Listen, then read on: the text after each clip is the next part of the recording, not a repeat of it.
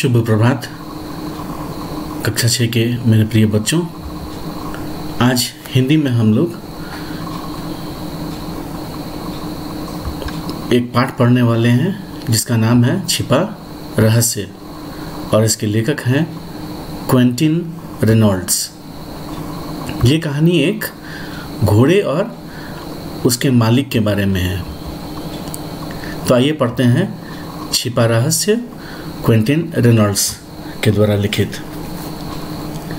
शुरू से ही लोग कहानियाँ लिखते हैं मनुष्यों और उनके पालतू जानवरों के बारे में, क्योंकि जानवरों से मनुष्य का संबंध बहुत पुराना रहा है। हम उन्हें बहुत प्यार करते हैं जो पालतू पशु हमारे साथ में रहते हैं। ये कहानी भी इन्हीं कहानियों की तरह एक कहानी है जिसमें एक व्यक्ति और घोड़े के बीच में जो प्रेम है उसे बड़े ही मार्मिक ढंग से दिखाया गया है। आइए पढ़ते हैं इस कहानी के लेखक के विषय में। क्वेंटिन रेनॉल्ड्स उन पत्रकारों की श्रेणी में आते हैं जिन्होंने दूसरे विश्व युद्ध की घटनाओं का कवरेज किया था। इनका जन्म 11 अप्रैल 1902 को न्यूयॉर्क, अमेरिका में हुआ था। इन्होंने अपनी एक आत्मकथा लिखी थी जिसका शीर्षक था बाई क्वेंटिन रेनॉल्ड्स। इसके अलावा भी उन्होंने 25 किताबों का प्रकाशन किया है और 1965 में इनकी मृत्यु हो गई। और ये हैं क्वेंटिन रेनॉल्ड्स।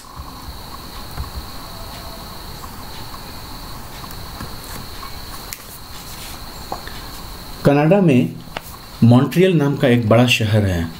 वहाँ कई छोटी छोटी सड़कें भी हैं और उनमें से एक है ये एडवर्ड स्ट्रीट।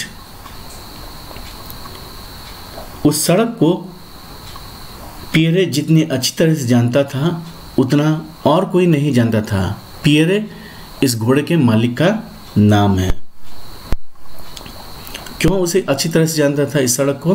क्योंकि पिछले 30 सालों से पियरे उस सड़क पर बसे सभी परिवारों को दूध बांट रहा था। आप देख सकते हैं गाड़ी में दूध की बोतलें हैं, तो वो दूध बांटने का काम करता था।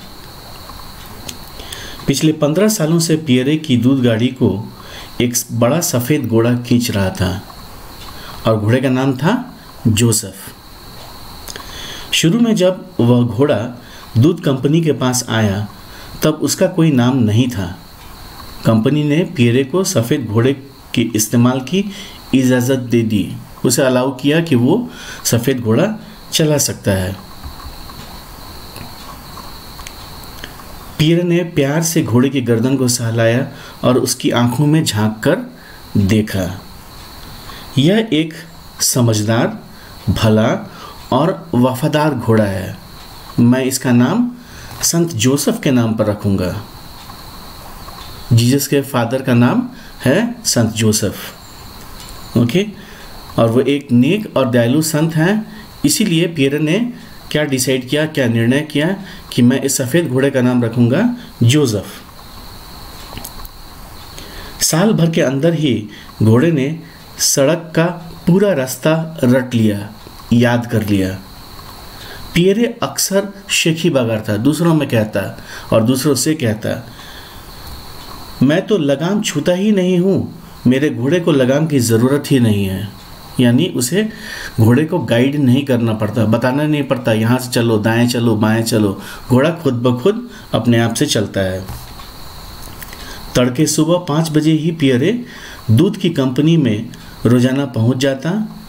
तब गाड़ी में दूध लादा जाता और फिर जोसेफ उसे खींचता, यानी कि घोड़ा उसे खींच कर ले जाता।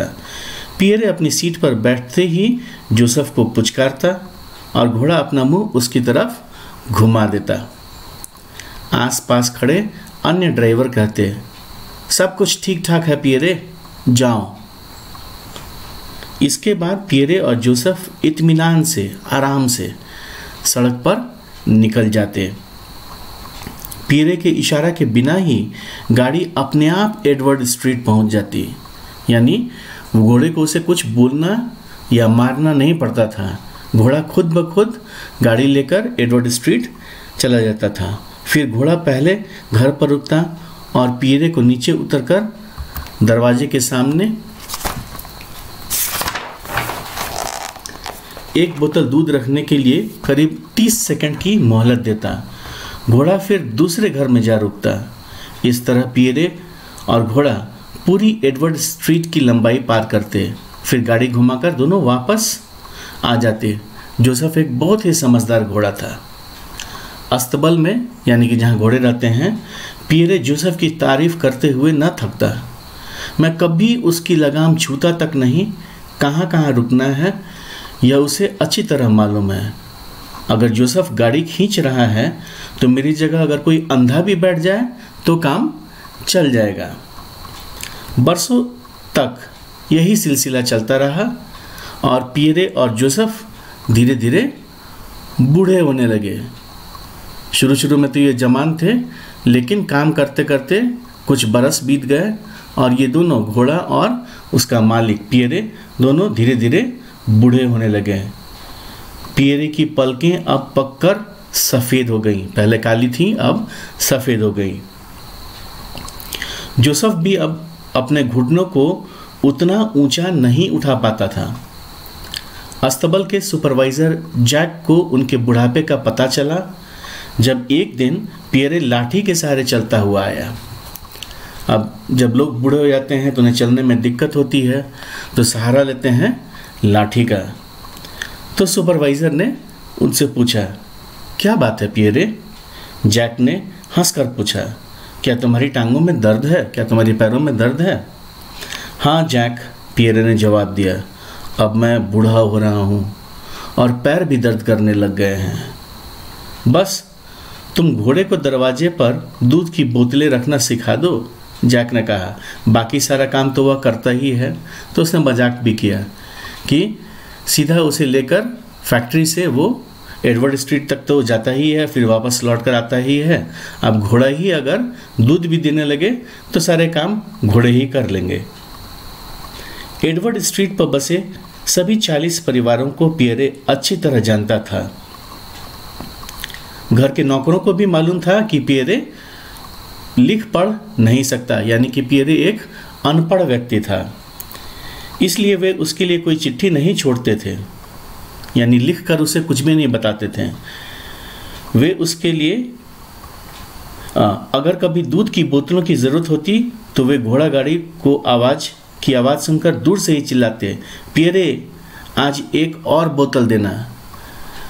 चूँकि पियरे पढ़ लिख नहीं सकता था, इसलिए घर के नौकर भी उससे बोलकर ही कुछ ज़्यादा दूध ले लेते थे।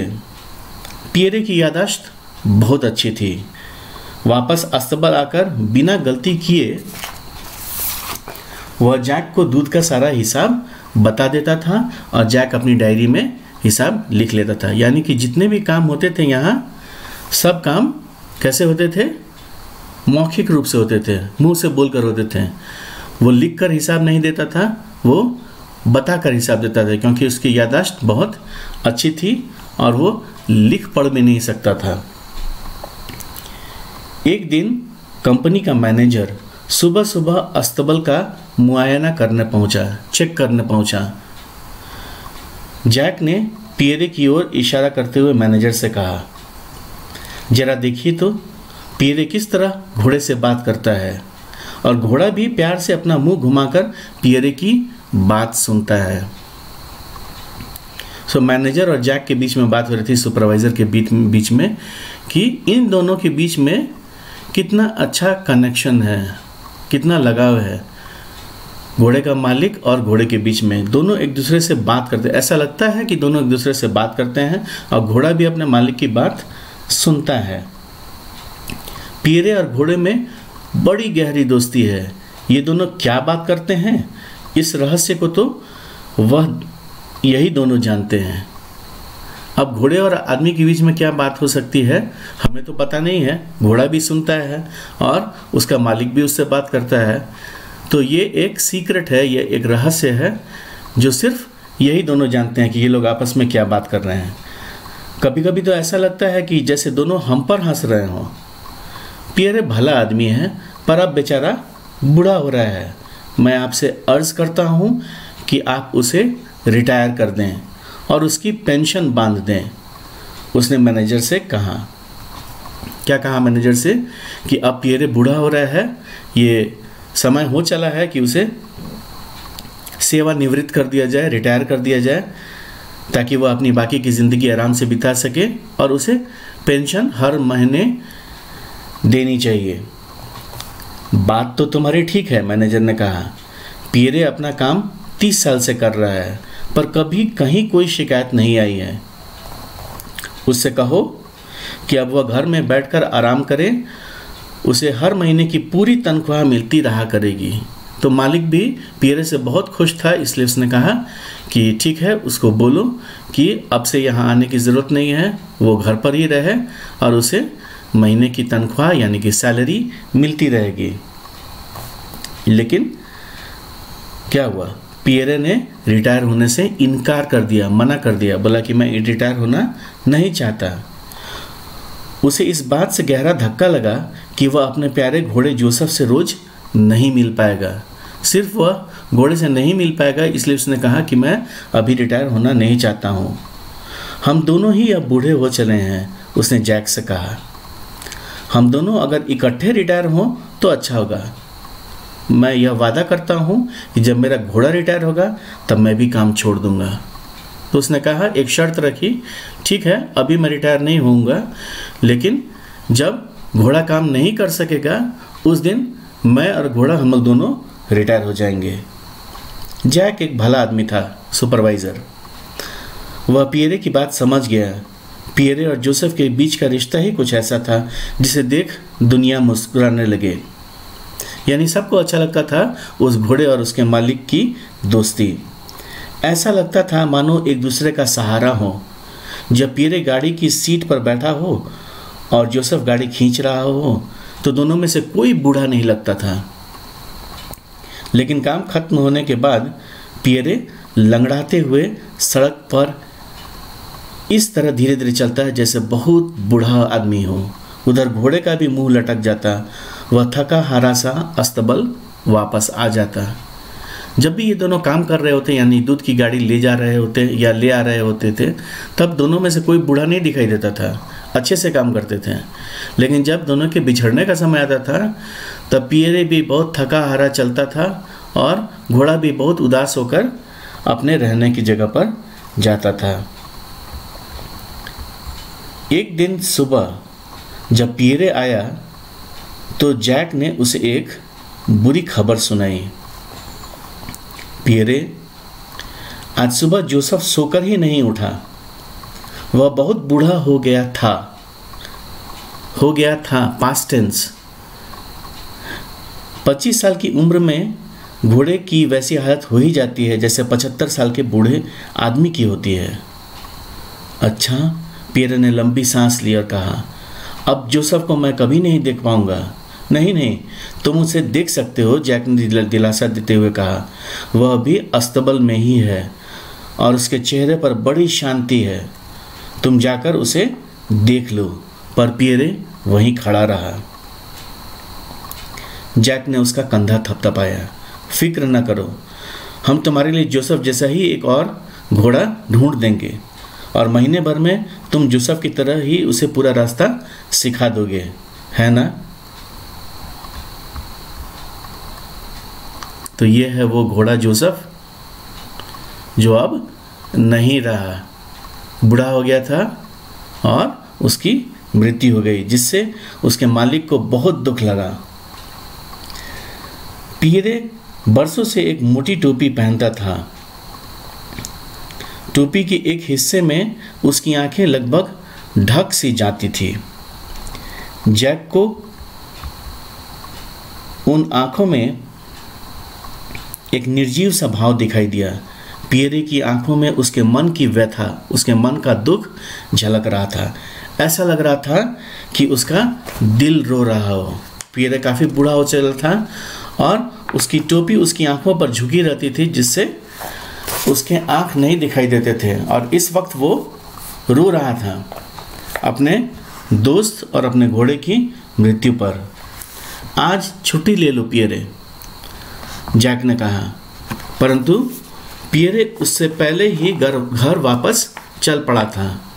अगर कोई उसके पास होता तो अवश्य पियरे की आंखों से लुढ़कते आंसू देखता और उसका सुबकना सुनता। जब भी हम किसी पशु को बहुत प्यार करते हैं, अपने किसी पालतू पशु को, जैसे कि पेट डॉग हो, कैट हो, और अगर उसकी मृत्यु हो जाती है तो हमें भी बहुत दुख होता है। ठीक उसी प्रकार पियरे जो उसके साथ से 15 साल से था, उसे उसकी मृत्यु पर बहुत दुख हुआ और वो रो रहा था। पियरे एक कोना पार कर सीधा सड़क पर आ गया। उधर तेजी से आते ट्रक के ड्राइवर ने जोर से हॉर्न बजाया और दबाकर ब्रेक लगाया, लेकिन पियरे को कुछ सुनाई नहीं दिया। तो वो अपने ही धुन में चला जा रहा था, रोड क्रॉस कर रहा था और एक ट्रक सामने से आ रहा था जिसने काफ़ी जोर से हॉर्न भी बजाया, लेकिन पियरे को कुछ सुनाई नहीं दिया। यानी कि एक्सीडेंट हो गया।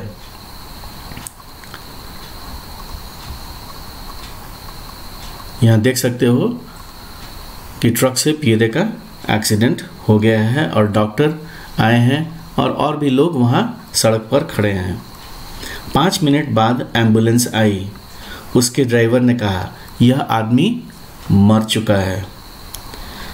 तब तक जैक और दूध कंपनी के कई लोग भी वहां आ पहुंचे। जैक यानी कि पियरे का सुपरवाइजर। ट्रक ड्राइवर ने गुस्से से कहा, यह आदमी खुद ब खुद ट्रक के सामने चला आया। शायद इसे ट्रक दिखा ही नहीं। यह ट्रक के सामने इस तरह आया जैसे यह एकदम अंधा हो। तो ट्रक ड्राइवर को गुस्सा लगा था कि इतने हॉर्न बजाने के बाद भी पियरे वहाँ से हटा नहीं और उसने कुछ सुना भी नहीं और उसका एक्सीडेंट हो गया और अंततः उसकी मृत्यु हो गई। एम्बुलेंस का डॉक्टर अब लाश की ओर झुका। अंधा? यह आदमी तो सचमुच अंधा था। जरा इसकी आंखों का मोतियाबिंद तो देखो। मोतियाबिंद एक बीमारी है, कैटरैक्ट जिसको कहते हैं। कम से कम 5 साल से तो अंधा होगा ही। फिर जैक की तरफ मुड़कर कहा, तुम कहते हो यह आदमी तुम्हारे लिए काम करता था और तुम्हें नहीं मालूम था कि यह अंधा था? अब सब कोई सरप्राइज थे, आश्चर्यचकित थे कि कैसे वो अंधा था और 5 साल तक एडवर्ड स्ट्रीट पर दूध बांटता था और उसने कभी भी अपने काम से किसी को शिकायत का मौका नहीं दिया। नहीं, जैक ने हल्के से कहा, यह रहस्य हम में से किसी को पता नहीं था, सिर्फ उसके दोस्त जोसेफ को पता था। यह उन दोनों के बीच की आपसी बात थी, दोनों के बीच की, और यही था वो छिपा रहस्य। सो बहुत ही अच्छे तरीके से इस कहानी में क्विंटन रेनॉल्ड्स ने बताया है कि कैसे एक आदमी और एक पशु, एक घोड़ा जो जिगरी दोस्त थे और उसका मालिक अंधा होने के बावजूद भी 5 साल तक वह सिर्फ घोड़े की सहायता से काम करता रहा। उसे कुछ दिखाई नहीं देता था, फिर भी वो लोगों तक दूध पहुंचाने का काम करता रहा। और यह रहस्य कब पता चला? जिस दिन घोड़ा मर गया और उसी दिन एक्सीडेंट में पियरे की भी मृत्यु हो गई। और डॉक्टर ने जब बताया कि पिछले 5 साल से पियरे को कुछ भी नहीं दिखाई देता था, वह पूरी तरह से अंधा हो चुका था। तो ये थी आज की कहानी, छिपा रहस्य। आपसे भी एक आग्रह है कि जब भी बाहर निकलो आप घर से, मास्क पहनो, सैनिटाइज़र या साबुन से बार बार हाथ धोइए और घर में रहिए, पढ़िए। Have a great day. Thank you.